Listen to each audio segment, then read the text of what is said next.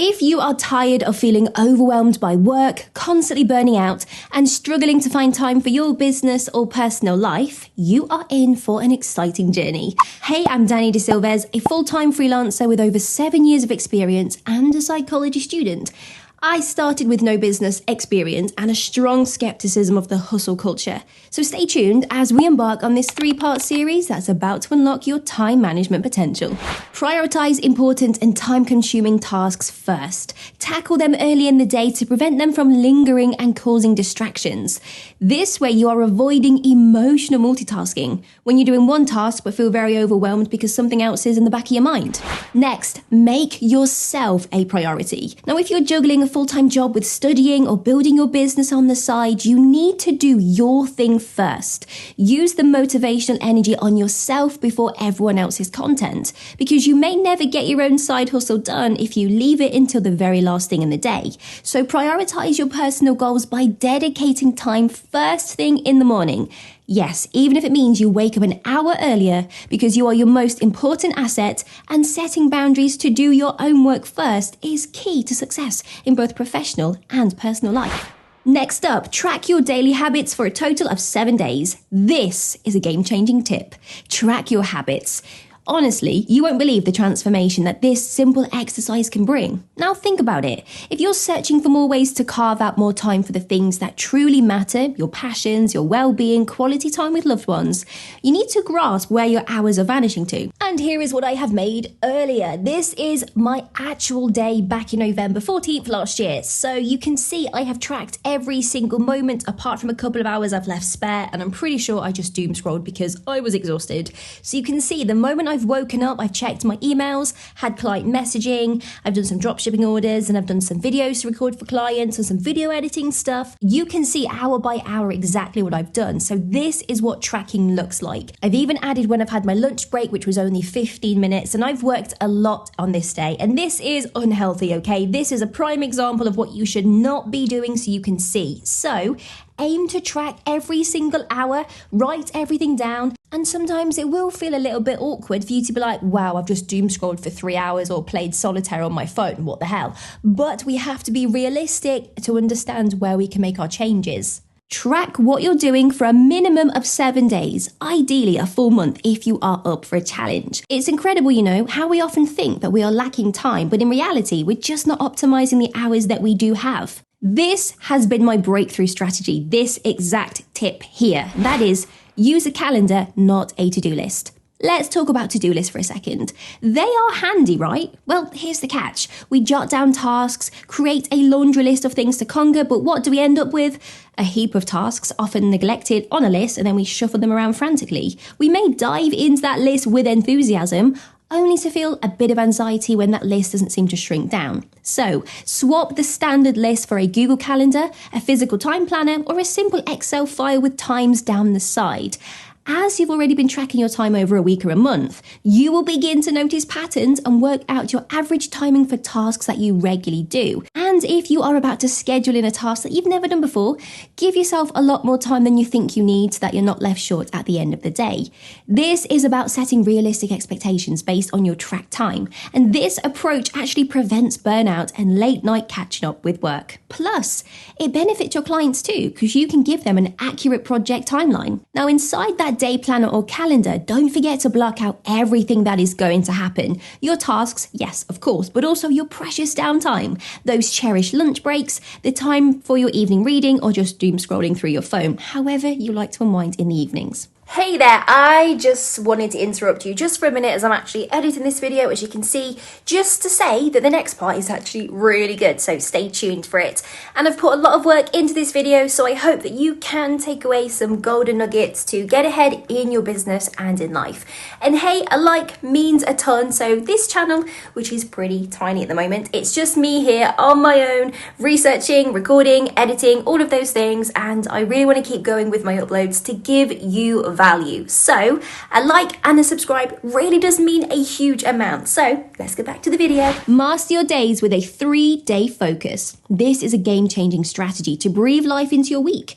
Organize your days into 3 distinct themes. So let's plan a day together. Thursday is going to be my time off. I'm just going to literally call it time off day. This is when I just do whatever I want. So I'm going to schedule in, say, see a friend. If I could type, that would be super handy. 1 p.m. until, let's say 6 o'clock. And that's probably going to include meal as well. Doing something cute together, so that gives me a couple of hours with my friend on Thursday. That also means on Thursday, because it's my time off, I don't do anything. I'm not going to check emails. My business phone is going to be turned off. I'm going to probably just snooze in for a little bit. So I know, and obviously we don't have Monday here, I've just got rid of it for the time being, don't scream at me, but we're going to pretend that Tuesday is going to be our admin day. So remember, admin days are literally just days of focus. It's a whole day of planning what we need to do to get ahead in the week, kind of giving ourselves hacks to get through. Now, the next day is going to be a focus day, which again is all day. And maybe Friday is another focus day for me as well. You can arrange this however you want. Let's say that on Wednesday, I know that I have a client video that I need to record, and that includes editing as well.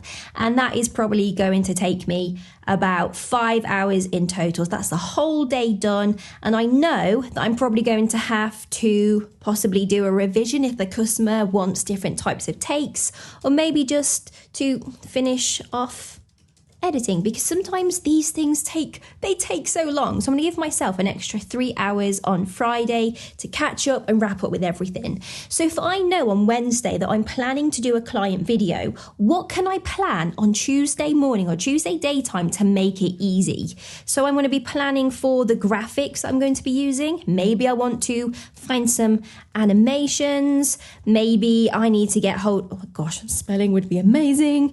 Need to get hold of some music. Maybe I need to go outside and get some B-roll footage of me walking around doing whatever I need to do. This is probably, in terms of planning, going to take me about 4 hours. Maybe I have another video that I have to do. I have to prepare the script.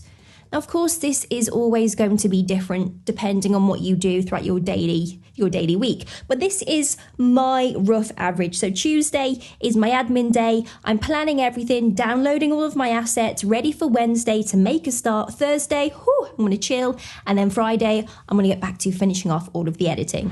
Unlock your productivity, the art of delegation.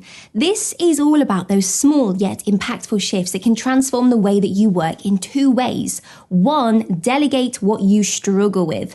Identify those tasks that tie you up, maybe writing blog posts. Delegate them to free up your mental energy to do what you excel at. And 2, delegate the tasks that don't need your unique touch. This could be personal tasks to free up more time, like house cleaning, that can be delegated. Dog walking, having your shopping delivered, ordering a HelloFresh or Gusto box. Delegation is your secret weapon for productivity. Say no to out of scope work. Boundaries, and more boundaries. First and foremost, let's emphasize the significance of boundaries, because when you have meticulously planned and discussed the scope of a project during the discovery call with a client, it's vital to have the overall plan written down and sent to the client. So then when additional work starts creeping in, it's time to stand your ground. You will have this. Clients can be a little bit cheeky. They ask for more without expecting that they need to pay you more. The power of saying no. Sometimes you will have to tell your clients a hard, cold no. Maybe they want you to do extra work for free. You can actually tell them that this piece of extra work falls outside of the scope of what we originally agreed on. Therefore, it requires additional time and additional effort. So I need to either adjust my schedule to accommodate it, which of course involves a cost, or you have to wait a lot longer to get your project back. And you can be factual. You can say, look, it takes me this many minutes, this many hours to actually do this extra bit of work you need. Remember, money can be earned again, but time is an irreplaceable resource. So don't yield to the temptation of, well, just do it just this once, because you will always think like that. So you need to stand your ground, say no if work is beyond the agreed scope. And click this video right here to learn about the emotional, physical, and mental boundaries that every person needs to get ahead in life and business. This next tip kind of ties in pretty well, and that is to stop people pleasing your communication. In this modern world, we have constant calls, emails, and meetings that steal our time. So plan to take control of unexpected communication. Are Zoom calls necessary? Avoid those lengthy introductions and ask clients to just send you brief voice notes or even Loom videos, which you can watch at 1.75 times speed. I have found that sometimes clients like to do video calls for 20 minutes about their business just to tell me how they found it. And yeah, I love listening to it, but it doesn't really help me create content for their brand. And if I let 3 people talk to me for, say, 40 minutes on Zoom calls a week, that's actually a lot of time I'm eating up not working on their project. That means I have to put in more hours in my week. So less people pleasing means more time for you. Well, what about if you have a job where you take in lots of client calls? Well, you have 2 options. Let them go to voicemail, return them on a designated day on your planner, or set a strict time limit per call, such as 20 minutes. You keep the conversation focused, professional, and to the point. And don't be scared to keep bringing the client back to the main point of the call. And remember, this is all in your boundary work. People, keep your files organised. Stop spending so much time finding the files that you've been working on because they are all titled, untitled 1, untitled 2, so on and so forth. You will end up always panic searching recent files to find what you need to edit. So get a file system. I'm going to use my specific industry as an example. So down on the left-hand side, I always have the name of the month and the year. So this is December 22 when I was last doing video work. So every time I have a new video, I'm going to literally just call it the name of the video, or this would be name of client. So inside every single one of these folders, I know for a fact that I'm going to have audio that I've recorded. I'm going to have assets, which is going to be things like my graphics, my animations, my music that's needed, maybe some backgrounds if I'm doing green screen work. I'm also going to have raw video because I want to make sure that when I'm editing my videos, I'm editing from my external hard drive as opposed to from my memory card. And then, of course, I'm going to have revisions if I need to redo bits and bobs, and then finally I'm just going to have my final video. So this is going to look different for you, but let's say you do sales calls. You want to have a separate file system for every person you've spoken to, inbound, outbound, your notes, so that you can quickly locate the files when needed. Use a project management tool. Now there are so many different management companies out there that you can pick from, so find something that works for you and at your price level. For me, I use Monday.com. It's free for one user and I can break everything down into client projects or my personal projects and then split that down further into tasks, and it just gives a nice overall bird's eye view of everything. I feel good looking at it. I can track my time and see my overall outstanding projects easily. Review your task list in the evening. Every evening without fail, just in case you need to tweak tomorrow. If you have, let's say, overplanned your day, you gave yourself 6 hours to write a blog post and it turns out you need another 3 hours. Well, you can amend your next couple of days to accommodate this. And if you follow the same day on and day off schedule, like we mentioned above, you can use your admin day to think about what do I need to research or to do to make this project finish much quicker.